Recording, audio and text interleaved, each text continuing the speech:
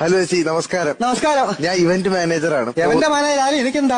അല്ല, അതല്ല, പോകുന്നതിന് മുന്നേ നമുക്കൊരു വ്ളോഗൊക്കെ ചെയ്യണം കേട്ടോ.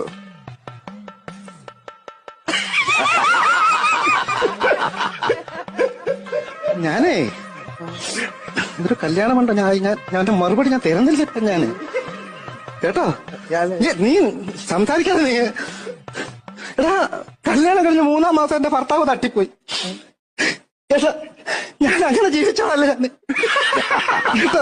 അവനെ എടാ 3 മാസം കഴിഞ്ഞ് ഭർത്താവ് ചത്തുപോയെങ്കിലും ഞാൻ ഇന്നവരെ ഒരു കല്യാണം കഴിച്ചിട്ടില്ല.